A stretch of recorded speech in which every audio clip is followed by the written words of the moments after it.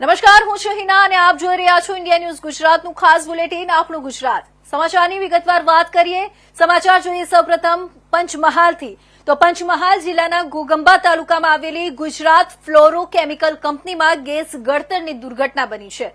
શ્વાસ લેવામાં તકલીફ થતા 20 જેટલા કામદારોને સારવાર માટે ખસેડવામાં આવ્યા છે।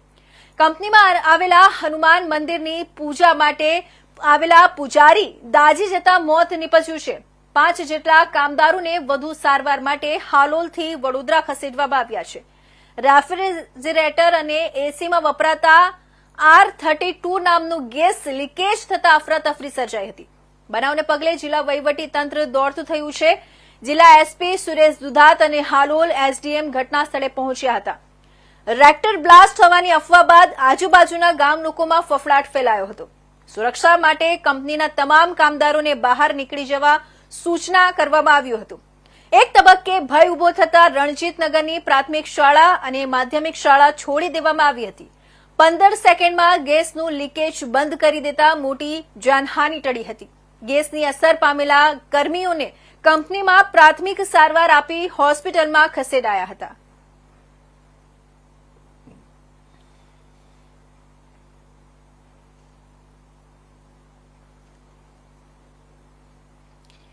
તો હવે આપણે વાત કરીશું નવસારીની। તો નવસારી જિલ્લાના દરિયા કિનારે છેલ્લા 3 દિવસથી સતત કન્ટેનરો મળી રહ્યા છે। દાંડી દરિયા કિનારે 2 કન્ટેનર મળ્યા બાદ હવે મરોલી વિસ્તાર નજીક ત્રીજું કન્ટેનર તણાઈ આવ્યું છે।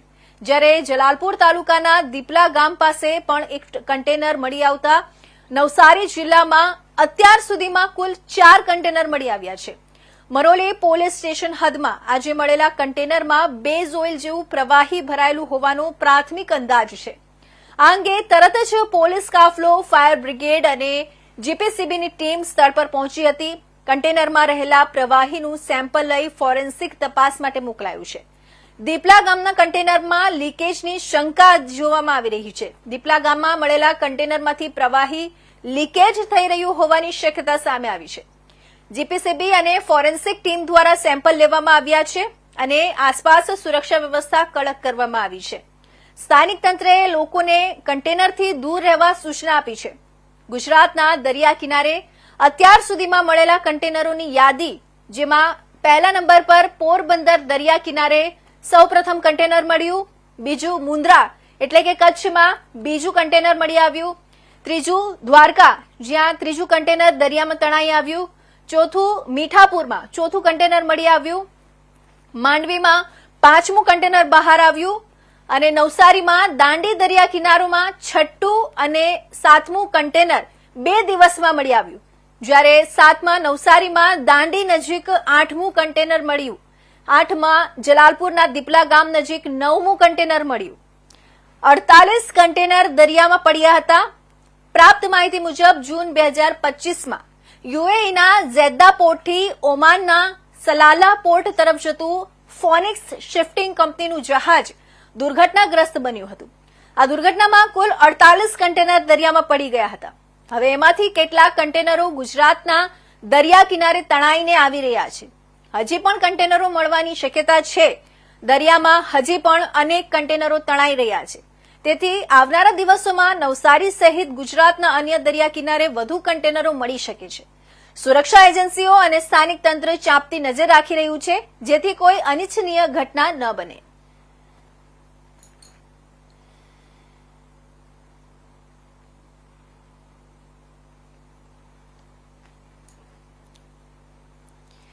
આજકાલ સોશિયલ મીડિયાના યુગમાં લોકપ્રિય થવાની લાલચી યુવાનો પોતાના જીવનને જોખમમાં મૂકી દે છે। એવી જ એક ઘટના તારીખ 9/9/2025ના રોજ વાપી જીઆઈડીસી વિસ્તારમાં બની, કે જ્યાં રેલ બનાવીને પ્રસિદ્ધિ મેળવવા માટે એક કારના બોનેટ પર બેસી જોખમી સ્ટન્ટ કરતા 5 યુવાનોને પોલીસે ઝડપી લીધા। પીઆઈ એમબી પટેલને આ અંગે જાણ થતાં જ તાત્કાલિક કાર્યવાહી હાથ ધરાઈ। પોલીસે કાર નંબર GJ15 CN 4516 ને જપ્ત કરી સાથે ચાલક નિહાર મોહમ્મદ ઝફરિયા ખાન અને બોનેટ પર બેસેલા મોહમ્મદ શેખ હુસેન મંસૂરી સહિત સરફરાઝ મોહમ્મદ વસીમ કુરેશી, અબ્દુલ હસીમ અબ્દુલ અઝીઝ અને સાકીમ અબ્દુલ સલામ ચૌધરી એમ 5 જણાને પકડી પાડ્યા। વાપી જીઆઈડીસી પોલીસ આઈપીસી કલમ 279, 336, 337 સાથે મોટર વ્હીકલ્સ એક્ટ કલમ 184 અને 207 હેઠળ ગુનો નોંધી શકે છે. આ ઘટનાને જોતા સ્પષ્ટ થાય છે કે આજકાલ સોશિયલ મીડિયામાં લાઇક અને ફોલોવર્સ મેળવવા યુવાનો જીવનના મૂલ્યને ભૂલી જાય છે. જાહેર માર્ગો પર આવા સ્ટન્ટ માત્ર પોતાના માટે જ નહીં પરંતુ બાકી મુસાફરો અને વાહન ચાલકો માટે પણ ખતરનાક સાબિત થઈ શકે છે. નિર્દોષ લોકોના જીવને જોખમમાં મૂકીને કરાયેલો આ પ્રકારનો પ્રચાર કોઈ પણ રીતે સ્વીકાર્ય નથી. વાપી જીઆઈડીસી પોલીસે યોગ્ય સમયે પગલાં લીધા છે, પરંતુ આ પ્રકારની ઘટનાઓ અટકાવવા માટે સમાજમાં જાગૃતિ આવશ્યક છે. માતા પિતા, શિક્ષકો અને સ્થાનિક સમાજે પણ યુવાનોને સમજાવવાની ફરજ છે કે વાસ્તવિક જીવન સોશિયલ મીડિયાના દેખાવથી વધારે કિંમતી છે. વાપીની આ ઘટના માત્ર કાયદાની નહીં પરંતુ સમાજની પણ ચેતવણી છે કે સસ્તી પ્રસિદ્ધિ માટે કરાયેલા સ્ટન્ટ જીવલેણ બની શકે છે. પોલીસની કાર્યવાહી પ્રશંસનીય છે, પરંતુ હવે સમય છે કે સમાજ પણ આવા ખતરનાક ટ્રેન્ડને નિંદે અને રોકે.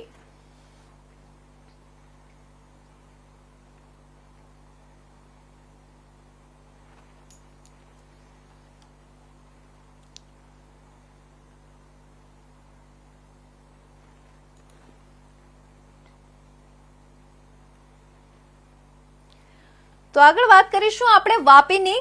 તો તારીખ 3/9/2025ની રાત્રે બનેલી ગંભીર અકસ્માતની ઘટનામાં વાપી ટાઉન પોલીસ સ્ટેશન દ્વારા કડક પગલાં લેવામાં આવ્યા છે.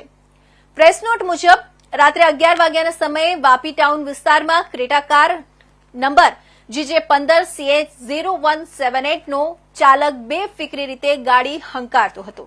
તે દરમિયાન રસ્તા પર પોતાની મોટરસાયકલ નંબર GJ15DD4378 લઈને જતા 55 વર્ષીય પિયુષભાઈ મોહનલાલ શાહ પર કાર ચાલકે જોરદાર ટક્કર મારી હતી. અકસ્માત એટલો ભયાનક હતો કે પિયુષભાઈને મોડાના ભાગે અને માથા પર ગંભીર ઈજા થઈ હતી અને સારવાર દરમિયાન તેમનું મોત થયું હતું. આ અકસ્માતમાં બાજુમાં ઉભેલા જયેશભાઈ ઈશ્વરભાઈ નાયકાને પણ ઈજા પહોંચી હતી.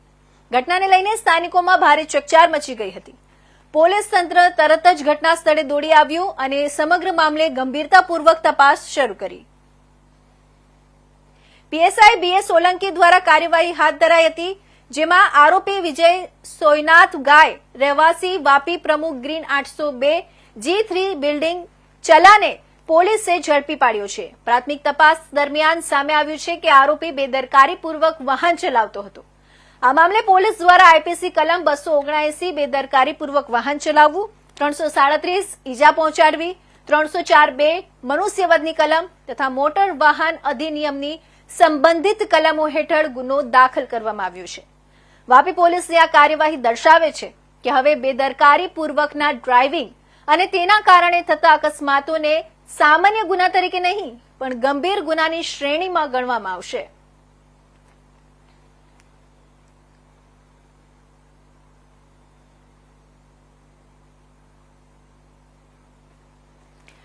તો વલસાડની સાહિત્ય, કલા, નાટ્ય અને સંસ્કૃતિના સંવર્ધન માટે છેલ્લા 3 દાયકાથી સતત કાર્યરત સંવાદ સંસ્થા દ્વારા એક અનોખો કલાત્મક ઉપક્રમ હાથ ધરાયો છે.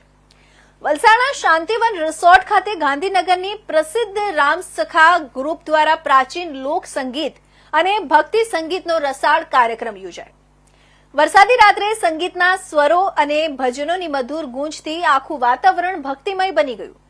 રામસખા ગ્રુપના ગાયકો દેવાંશી ચૌહાણ અને કંદપભાઈએ કાર્યક્રમનો શુભારંભ પરંપરાગત ભજન સમરીય સ્વામી તમને સુંઢાણાથી કર્યો હતો.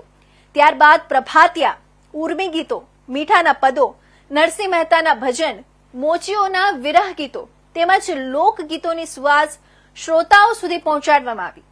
શ્રોતાઓએ તાળીઓના ગડગડાટ સાથે કલાકારોને બિરદાવ્યા. ચેતનભાઈ મોદીએ કાર્યક્રમનું આયોજન કરીને રામસખા ગ્રુપને આમંત્રિત કર્યા હતા. તેમણે કહ્યું કે આજના યુગમાં પ્રાચીન લોકગીતો અને ભક્તિ ગીતોની પરંપરા ધીરે ધીરે લુપ્ત થતી જાય છે, પરંતુ રામસખા જેવા કલાકારો આ વારસાને જીવંત રાખવા અવિરત પ્રયત્નશીલ છે. સંવાદ સંસ્થાના યુવા વારસદાર CA પ્રિયેશ મોદીએ કાર્યક્રમની રૂપરેખા આપી અને કલાકારોનો પરિચય કરાવ્યો. અલ્પાબેન મોદીએ કલાકારોના પ્રયત્નોને બિરદાવતા લોક સંગીતને જીવંત રાખવાની જરૂરિયાત પર ભાર મૂક્યો. શાંતિવન રિસોર્ટના કલાપ્રેમી માલિક તુષારભાઈ દેસાઈએ સ્થળ તથા સુવિધાઓ માટે સહયોગ આપ્યો. કાર્યક્રમમાં નિવૃત્ત પ્રિન્સિપાલ જજ એમ દવે, કુરેશી સાહબ, ડોક્ટર મુનીભાઈ પટેલ, વલ્લભબા આશ્રમના મેનેજિંગ ટ્રસ્ટી દિનેશભાઈ સાકવિયા તેમજ મોટી સંખ્યામાં વલસાડના સાહિત્ય પ્રેમી, આર્કિટેક્ટ, ચાર્ટર્ડ એકાઉન્ટન્ટ્સ અને સંગીત રસિકોએ ઉપસ્થિતિ નોંધાવી. આ કાર્યક્રમ માત્ર સંગીતની મહેફિલ નહીં પણ સંસ્કૃતિના વારસાને જાળવી રાખવાનો જીવંત સંકલ્પ હતો.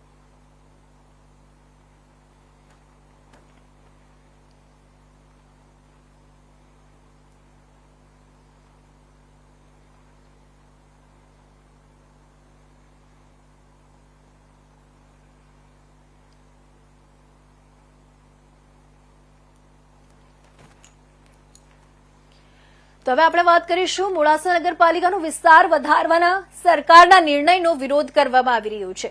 સબલપુર ગ્રુપ ગ્રામ પંચાયત દ્વારા ઉગ્ર વિરોધ કરાયો છે. ગ્રામજનોએ કલેક્ટર કચેરી ખાતે સૂત્રોચ્ચાર કરીને વિરોધ નોંધાવ્યો છે. સરપંચ સહિત ગ્રામજનોએ કલેક્ટરને આવેદનપત્ર આપ્યું છે.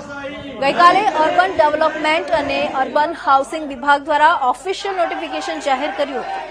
સબલપુર ગ્રુપ ગ્રામ પંચાયત, ખલીકપુર અને સાયરા પંચાયતના વિસ્તારોને મોડાસા નગરપાલિકામાં સમાવવા નોટિફિકેશન બહાર પડાયું.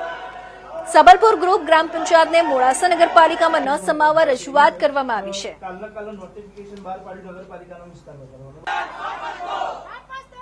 લોકો મને ચૂંટીને લાવ્યા છે તે બદલ અને કાલે તૈયારીમાં સરકારશ્રીના કાલના આપેલા આદેશ પ્રમાણે આ વિસ્તાર નગરપાલિકામાં વધારવા નોટિસ સામે અમારા ગ્રામજનો સખત વિરોધ છે. અમારી પંચાયત 2 મહિના પહેલા ચૂંટણીને અગાઉ અમારી પંચાયતને નગરપાલિકામાં ન જોડાવા ઠરાવ કરેલા છે. આ વટહુકમ તદ્દન તાનાશાહી અને ખોટો છે અને અમારા 22 ગામનો વિરોધ છે. માટે અમારી સબલપુર ગ્રામ પંચાયત મને વાપસ આપો. અમારે નગરપાલિકામાં જોડાવું નથી. અને અમારા 3 વર્ષથી અમારા પંચાયતમાં કોઈ નતું કામગીરી માટે. તે કામગીરી માટે વહીવટદાર સુપેલો હતો. 3 વર્ષની કોઈ કામગીરી થઈ નથી. પબ્લિકોની માંગ હતી કે આ અમારા કામો કરો. તે અમે જે ચૂંટીને આવ્યા તે વખતે અમે પબ્લિકના વાયદા લીધેલા છે. તે વાયદા અમે 2 મહિનામાં કેવી રીતે પૂરા કરીએ? અને 2 મહિનાની અંદર એમને જો ચૂંટણી કરવી હોત તો અમને નોટિસ આપવી પડે. ક્યારે નોટિસ આપી? કશું નથી આપ્યું અમને. ડાયરેક્ટ અમને એમ કહેવામાં આવ્યું છે કે તમે અમારે નગરપાલિકા હવે કબજો લેવા આવ્યા છે. આ તાનાશાહી તો અમને મંજૂર નથી. 22 ગામનો અમારો વિરોધ છે. વહીવટદાર હતા ત્યારે 22 ગામની કોઈ પણ કામગીરી થઈ નથી. 22 ગામમાં એટલી ગંદકી છે કે તમારા હાલ જોવું હોય તો કલેક્ટર મારા જોડે આવી અને હું બતાવવા તૈયાર છું ગામોની હકીકત. નગરપાલિકામાંથી પાછી પંચાયત આપવામાં નહીં આવે તો આગામી સમયમાં શું હશે તમારા પગલે? અમારા પગલે અમે ગામના જે કામો અમે જે લીધા છે એ બધા પૂરા કરીને આપવાના છે. અમારા વાયદા લીધેલા છે લોકોના. એ વાયદા અમારે પૂરા કરવાના છે એટલે અમે નગરપાલિકામાં નહીં આવી. તો વડોદરા શહેરના વિવિધ રોડ, રસ્તાઓ, ખાડાઓની કામગીરી, અધિકારીઓની પોલમપોલ કામગીરીને ઉઘાડી પાડવા માટે વડોદરા મ્યુનિસિપલ કમિશનરે જાતે નિરીક્ષણ કર્યું હતું. વડોદરા મહાનગરપાલિકાના અધિકારીઓ તેમના રિપોર્ટમાં દર્શાવે છે કે શહેરના તમામ ખાડા પૂરી દેવામાં આવ્યા છે.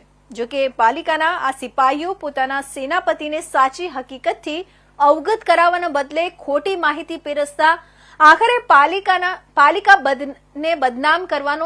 બદનામ થવાનો વારો આવ્યો છે. ત્યારે ગતરોજ મ્યુનિસિપલ કોર્પોરેશનની મળેલી બેઠકમાં કમિશનર અરુણ મહેશ બાબુ ગાજ્યા હતા અને આગામી 3 દિવસમાં વડોદરા શહેરના તમામ ખાડા પૂરી દેવા કડક સૂચના આપી હતી.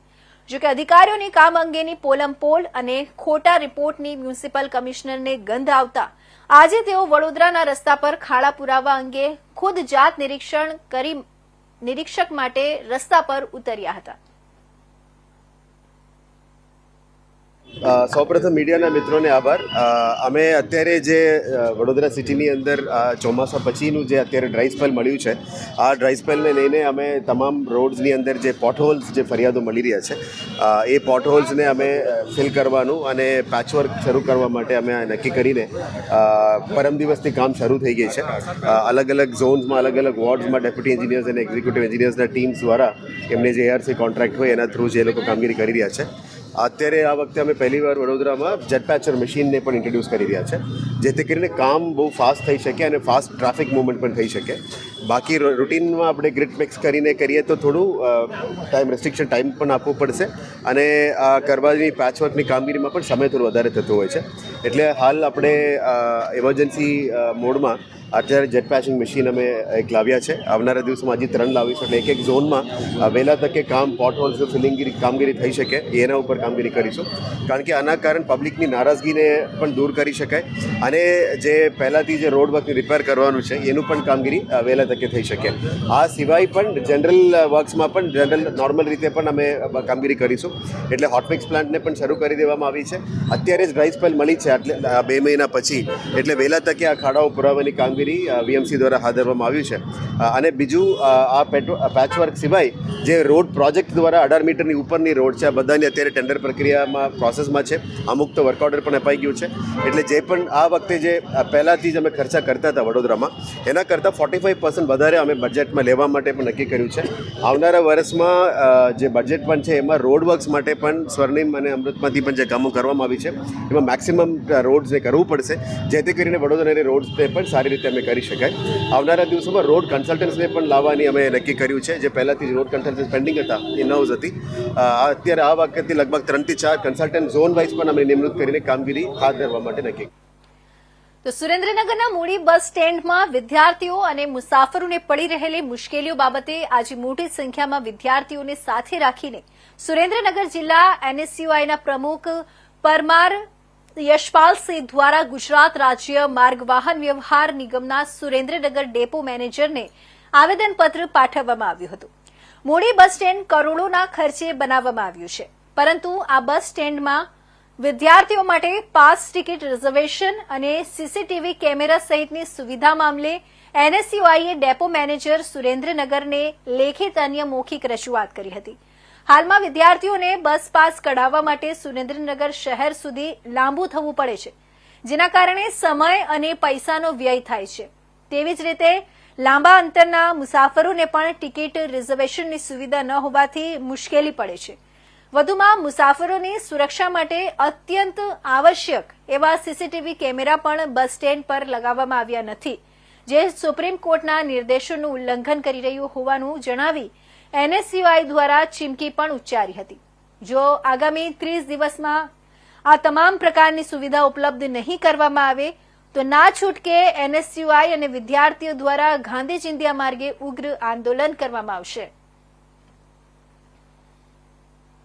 યશપાલસિંહ સુરેન્દ્રનગર જિલ્લા એનએસયુઆઈ આજરોજ સુરેન્દ્રનગર ડેપો મેનેજરને સુરેન્દ્રનગર જિલ્લા એનએસયુઆઈ દ્વારા આવેદનપત્ર આપવામાં આવ્યું છે. મૂડી તાલુકામાં વર્ષોથી કરોડોના ખર્ચે જે બસ સ્ટેન્ડ બનાવવામાં આવ્યું છે તેમાં બીજી સુવિધાનો અભાવ છે, જેમ કે વિદ્યાર્થીઓને પાસ કાઢવા માટે સુરેન્દ્રનગર અથવા મોટા શહેરોમાં આવવું પડે છે, તથા મુસાફરો માટે રિઝર્વેશનની સુવિધા મળે છે. એ બાબતે અમે આજથી વિદ્યાર્થીઓને સાથે રહી સામાજિક આગેવાનો સાથે રાખી અમે ડેપો મેનેજરને આવેદનપત્ર પાઠવવામાં આવ્યું છે કે તાત્કાલિક ધોરણે વિદ્યાર્થીઓને પાસ કાઢવાની સુવિધા મૂડી બસ સ્ટેન્ડમાં પાસની સુવિધા કાઢવા માટેની સુવિધા તાત્કાલિક પૂર્ણ કરવામાં આવે, સીસીટીવી લગાડવામાં આવે અને મુસાફરો માટે રિઝર્વેશનની સુવિધા પૂરી પાડવામાં આવે.